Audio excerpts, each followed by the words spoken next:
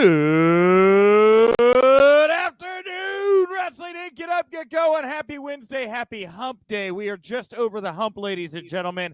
It is me, your managing editor of WrestlingInc.com, Nick Hausman, joined here as I am every Wednesday to talk all the pro wrestling news of the past 24 hours. Our very good friend, Brian Wohl. B-Wo, welcome back to the Wrestling Inc. Daily. Nick, it's so great to be here. I have to tell you, I got to see so many of the matches this past weekend watching from home, and it was such a joy. I've been immersed in wrestling because reality has been lame for me right now. So it's been really lovely.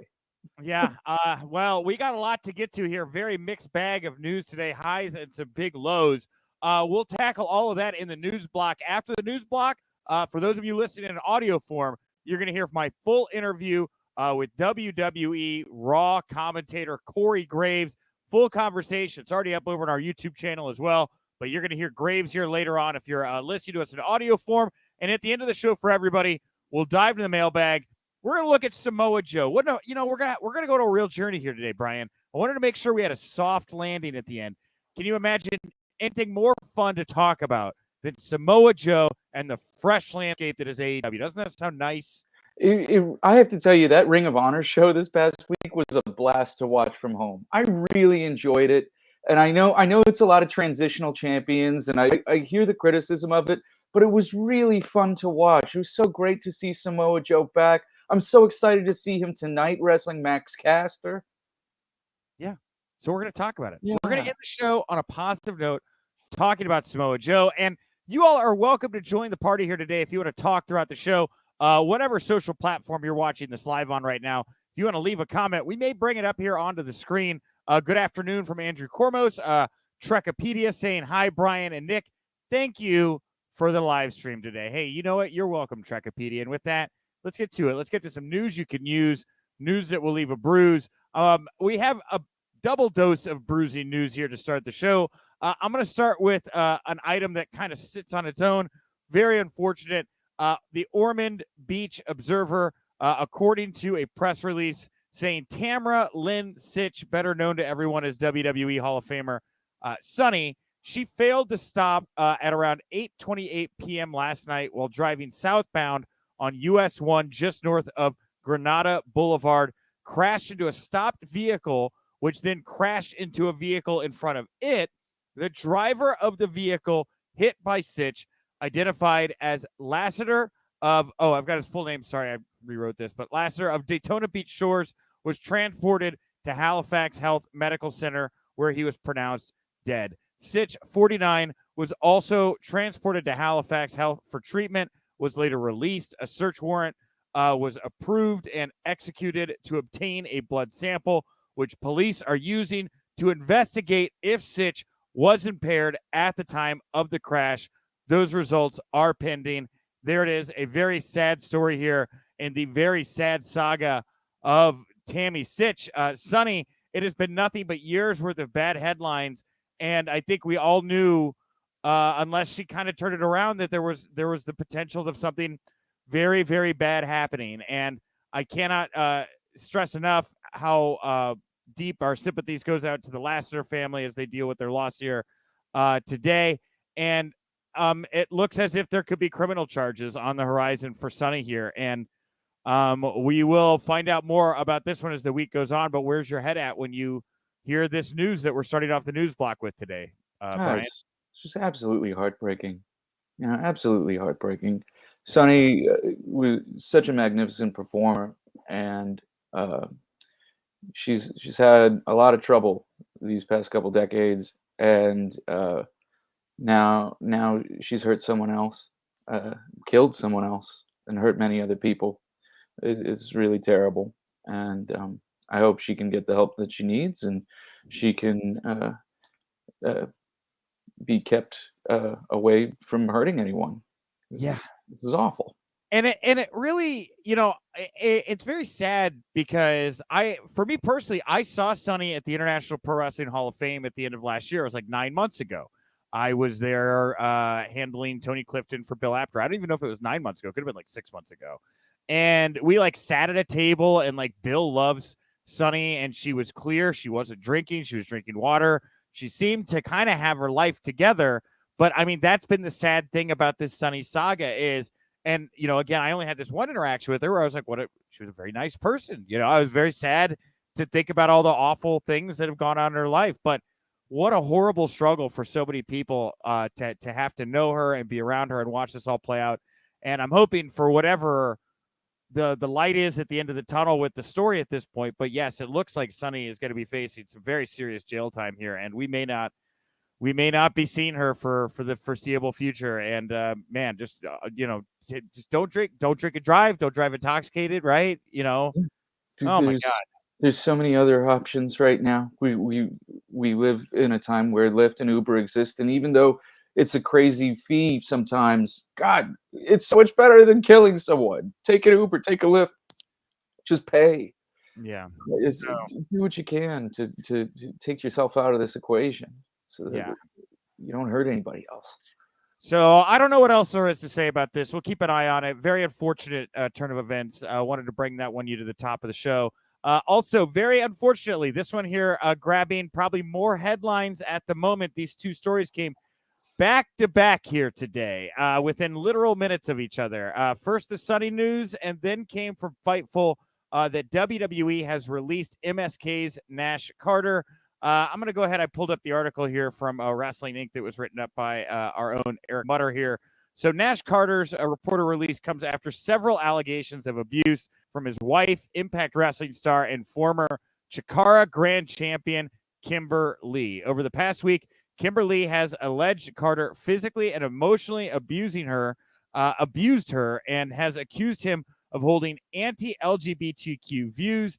She also posted a photo of Carter doing what appears to be a Nazi salute while sporting a Hitler mustache. It should be noted that Lee initially made allegations against Carter in late March before deleting them from social media. She also had noted that the couple was working on their issues before reissuing her allegations this week and saying they were done for good.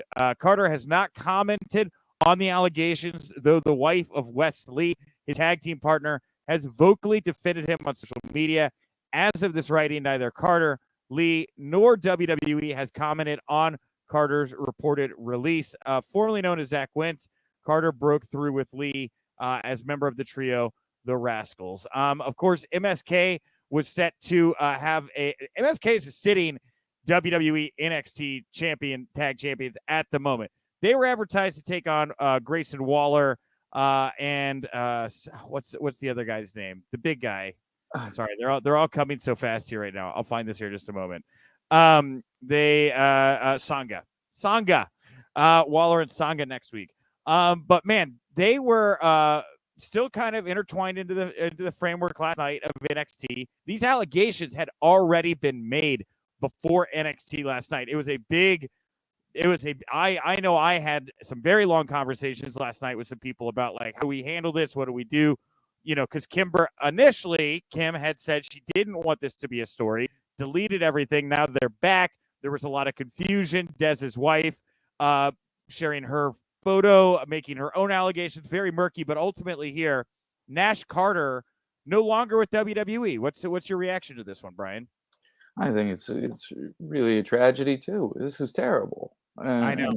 I really enjoyed watching MSK perform, and I feel bad for his partner who now has his career put in jeopardy because of something that's completely out of his control. There's a lot we don't know about Nash Carter's side of the story still, and who knows? It's never good to take a photo of yourself heiling Hitler. So if you think you're being edgy, try not to do that. This is such a terrible choice on his part. I don't know what was going through his mind there. It seems like a lot of unwise choices, and this is terrible. Yeah, and absolutely. And Kim was brave enough to bring her story forward at a time where it's very difficult to kind of break through sometimes with these stories here.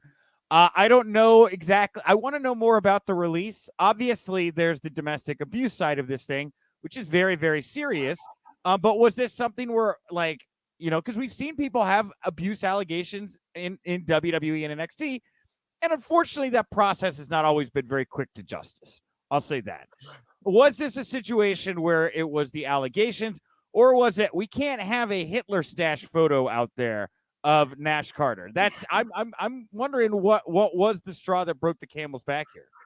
I don't know. This seems like it's just too many things. I feel like it's just too many things, and it may not be a straw that broke the camel's back. It might just be, oh gosh, this is just so much. And maybe this isn't for the end forever for Nash Carter. You know, Stone Cold Steve Austin went to jail for domestic abuse. Oh He yeah, did his time and rehabilitated, and now people are okay with Stone Cold. Uh, we all have to make decisions about how we feel about people and how what we're willing to accept. For me, you know, if somebody does their time and expresses regret, I'm willing to give them another chance. Mr. Carter, we'll see what happens. You know, we don't know. So it doesn't have to be the end forever, but it's horribly unfortunate right now, and I hope everybody ends up safe uh, and hopefully his partner can have a nice career. This is yeah. awful. Well, and that's They were a team forever. that was the other side of the coin here is Desmond Xavier now went from being a part of a trios to a tag and is now one would think going to maybe stand on his own as a single star, which look, Desmond Xavier is a top flight athlete. I mean, the guy can do and say some things that a lot of other people can't. I'm sure he would be fine on his own, but very quick change of direction there for Desmond Xavier. Especially while they already have the belts. You know, I mean, like this is a team that would have been considered to be called up probably in the next 6-8 months, I would assume. You know, but now who knows? Yeah, so we'll keep it on this one. We also have here some write-in. Let's see, Trekopedia here saying triple threat for the NXT tag titles coming next week. Senga and Waller versus the Creeds versus Imperium. Calling it now. Well, will we see Imperium? Because let's use this as a chance to kind of pivot into some of the news coming out of NXT World last night. We'll get to the main event, I guess, here in just a second. But since you brought up Imperium, are we going to get to see Imperium in a tag match, right? We saw Barthel and Eichner have a split with Eichner walking up the ramp. And then, of course, in the main event, you have Gunther taking on Braun Breaker, losing effort there.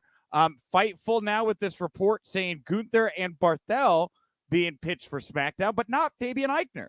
Now, that would explain why there's this split here. You obviously had some thoughts on this one, B. Will. You were bringing it up before we even got on the air. I mean, well, I am a Gunther fan. I was a fan of him when he was Walter, and I can't believe that they had him lose cleanly on television this past Tuesday with no build up. Really, it just kind of came out, and I believe he's only had 2 losses. Maybe I'm not sure if he's lost via pinfall yet, or I think he got pinned by Drew McIntyre in Survivor Series. Yeah, that's right. And that then sounds right. Yes. Dragunov submitted him, I think, or knocked him out. It was a knockout, yeah. Yeah. Hold on. So like to have him pinfall loss on not a takeover, I was like, something is way up here. And it really hammered home that Braun Breaker interview that you did, where I was like, man, Braun seems really distracted. I wonder if he got some bad news. And so you got that? Did you watch the show yesterday? And I talked about it. Oh, so you know what I was talking about then. So you also saw the distraction. I got this report from somebody that wrote in that like it was like, you know, it's secondhand. Take this for what you will, but like I had a friend that was at NXT and they saw Braun was like upset with the crowd after the opening segment or something like that. Like I don't know what's going on with this guy, but I think promises were made to Braun, or assurances or plans were given to him that were changed that he was not a big fan of. That's just how this all feels to me on the surface right now, kind of looking at everything. Oh, 100%. His eyes were darting all around in that video on YouTube of you guys. I could see like something is going on. I didn't feel like he was talking to me at all. I felt like he was just kind of answering the questions and looking past me. Yes. And then in your interview with Imperium, boy, were they loose. Oh, very loose, very loose, very loose. And Braun was messing with him. If you watch the Imperium video, it starts off with Braun like give shit about his shoes, his European shoes, or whatever it is. Yeah, I think there's something to that. I really do, especially after last night. I just could not believe the way things went. I loved the match. Loved the match. Thought it was fantastic. It was very clear. Gunther was kind of talking Braun through everything. He was almost John Cena-ish with how much he was talking on camera.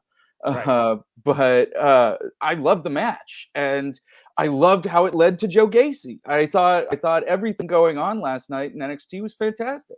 That's right. So as you called it, like the Marvel kind of end of movie kind of what's that called again? What's it? They're calling it at the end of the movie. So in Marvels, they do the post-credit scene, but NXT Takeover, they always do the post signature because they always have that little logo in the corner. Sure. And it's been an NXT trope to always, if it's a big moment, you do it right after that signature to shock the crowd. And they flash that little signature thing in the corner of the screen. And then Rick Steiner came on to tell Braun Breaker how proud he was of him. But then they zoom out to reveal he's tied up and he's in like a shark cage. Oh, it was so fun. I had a ball watching it. I can't wait to see Braun Breaker and Joe Gacy, and I look forward to see what Gunther does on the main roster. Because boy, that match was on fire. It was awesome. Yeah. Wow, what a moment in time there. I hadn't really thought about like how I was in the middle, literally in between Braun Breaker and Gunther. At they were probably that day. Everybody was probably talking about what's going to be going down here. What's the future look like? Oh wow. Yeah, and I am a big fan too of the Joe Gacy Harland kidnapping Rick Steiner angle. Awesome, old school. How do you not want to see Braun Breaker tear through Joe Gacy? And we'll get Harland, I'm going to guess, in the match before Gacy. So we're going to finally maybe get a chance to see what Harland could do and put into a situation where, it's going to be of note. Very much, and I can't help but mention Joe Gacy was setting up this kidnapping of Rick Steiner throughout the episode. If you guys have not watched it, go out of your way, watch this episode of NXT. They have two segments where Joe Gacy says like kind of this odd prose poetry about what it means to have a family and relying on your family, and then what happens when your family gets taken away, and the relationship between chaos and order, and then when you're sent into chaos, chaos becomes in control. It was so fun. Such a great episode. Yeah, 100%. I mean, I don't know that I would call it a great episode. I thought the main event, that stuff was good. The women's tag title match, Gigi Dolan, JC Jane, they took the titles back from Raquel and Dakota Kai. We had Pretty Deadly debuting, laying out the Creed brothers. But you know what? Yeah, you and I were talking before the show where it was like Takeover felt like an afterthought here. That there were title changes on Takeover, and then two of them they flipped right back on by Tuesday. Like they didn't like why even do them then? And that's so unlike NXT as well. Like it's very rare to do a short title reign in NXT. It's even weirder to do them both in like a 48-hour period, or 72 hours, whatever it may have been. Yeah, and the Duke Hudson, Dexter Loomis double count out, where the women were like trying to get them in, and the crowd was literally like, "This is bad," I think, or something that they cheated. Yeah. That was bad. Right? That was very bad. This is bad, right? The whole Tony D'Angelo. Who's D'Angelo's little buddy? He looked notable. Who is that? I don't know his name, but okay. I think he looks like he's a hip hopper, right? He's some kind of I don't know. I don't know who that gentleman is. Somebody could let me know in the comment section. I know I've seen him before, and I just wasn't paying as close attention as I could because everyone was booing the shit out of this segment that he did with Tony D'Angelo. I sent the WrestleNomics quarter-hour breakdown for NXT last night. There is a noticeable dip in the viewership for the Tony D'Angelo segment. It's like everything's pretty set, everything's pretty like steady, and then it's like whoop, and then it comes right back up for Nikita Lyons versus Lash Legend, which hip hop hippie noted was a pretty nice match. So I to say it was a good show would be an overstatement. I thought the last 20 minutes were fine. I thought the finish was great. I thought the rest of it was like meh. I really liked what the Diamond Mine was doing. I thought the Creed brothers looked awesome. Oh yeah, the Diamond Mine is great. They're a very good part of NXT. I thought the stuff with Pretty Deadly I thought their debut came across largely well. I'd put it in a top 3 tier for moments on that show, but there was just so much other stuff where I was just like, oh my Jesus Christ, I hate this Duke Hudson, Dexter Loomis stuff. This is taking up way too much of my time. And the audience is, verbally and physically rejecting this program. They're not a fan. End of thought. All right, lastly here, let's talk about WrestleMania 38 a little bit. First of all, PW Insider saying all of the Cody Rhodes t-shirts that they put on sale Mania weekend at the stadium, access, wherever, they all got sold. He was also a mystery panel guest on Saturday morning. That also sold out. Man, the rocket is on this guy. I said it yesterday. I think we get Cody Roman Reigns on Friday. I think we get the stare down. What do you think? I feel like that's the smartest thing to do. I feel like this is the iron is hot. Just strike. Everybody is paying attention to Cody Rhodes right now. He's one of the most searched names on Google. This is big stuff, and they might as well just go with it. Yeah, right? Totally. And you can just put one title on the line at WrestleMania Backlash. I don't. You want to protect Roman, but Cody's a money truck of his own right now. I mean, it's a good problem to have when you have two guys that are so interesting. I just don't think they can. Look, Ross started with Cody saying, I want that WWE title. Roman Reigns ended the show saying, I don't know what's next, but I'm ready. It seemed like those two things are ready to kind of connect as quick as possible, right? Yeah, and it also totally made no sense because Roman had no acknowledgement of what Cody said at the beginning of the show. It was like, this makes no sense whatsoever. Oh, my God. I'm sorry, timeout. That guy that was with Tony D'Angelo, James Jones, saying he's the GM of the Danbury Thrashers. Do you know what that is? No. There's a great documentary. I'm pretty sure it's on Netflix. It's like part of some little sports limited docu-series release. The Danbury Thrashers are a minor league hockey team that was bought out by legitimate gangsters who bought the most dangerous, violent hockey players they could find to create a team of nothing but goons that just always got in fights and injured people. And lo and behold, the city of Danbury loved this concept and wrapped their arms around this team. And it's a whole thing. Oh my God, you're right. That is where I've seen that guy. He's interviewed. He's the GM of the Danbury Trashers. His dad bought him this team when he was like 16 years old because that's how the mob works. Oh wow. My God. Wow. That's amazing. Amazing. There's a little bit of extra theater to your wrestling. How about that? Oh, I like it. I didn't like it before, but now I love it. I hope that we see more of a and go check out that documentary about the Danbury Trashers. It is. I have to now. Oh my gosh. Such a banger. Oh my God. Okay. Thank you, James. As James calls it here, mob hockey. Yes, mob hockey. All right. Wow. Lastly here, before we get to Corey Graves in the mailbag, PW Insider also saying about Mania weekend, Alexa Bliss wasn't in Dallas for any of the events WrestleMania weekend. She doesn't seem happy about not being booked. I don't know what's going on here with Alexa Bliss. Yeah, I don't know why you wouldn't book Alexa Bliss. She's very talented. She's clearly been fantastic in feuds before. I understand that they're not sure what to do with her, but you got to figure something out for somebody this talented, right?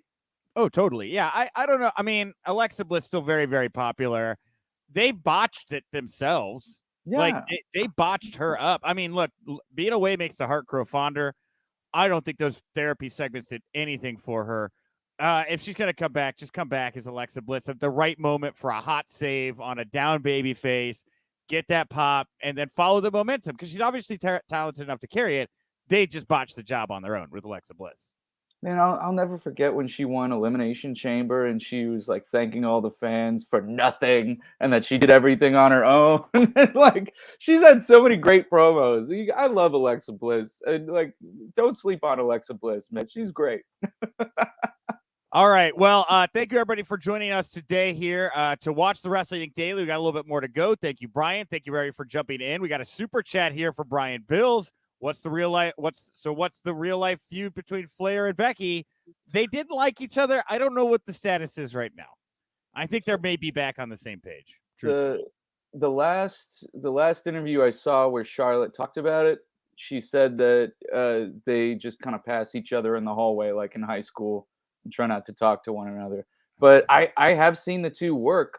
They worked a dark match at the SmackDown that I was at back in December, and they worked very well together. They even did comedy spots together, trading pinfalls and whatnot. So it seems like even if they may have an actual emotional feud behind the scenes, they're able to work together really well out in front of all of us.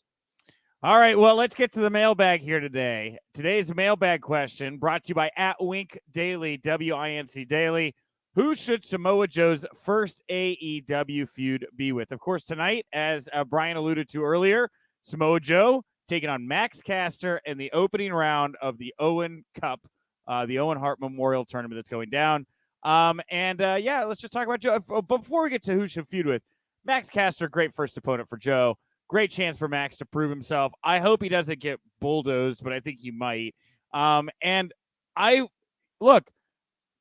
Making funny rap disses is great, but Samoa Joe will kill you. So I don't know what you do. I don't know how deep you want to cut there with Samoa Joe on the mic. I guess we'll find out how much risk Max Caster's willing to take tonight. You got to go all the way, right? What do you say to him? What do you say to Samoa Joe? What's your diss? Where do you go? Where do you lean in? I don't know what I would say. I would be terrified.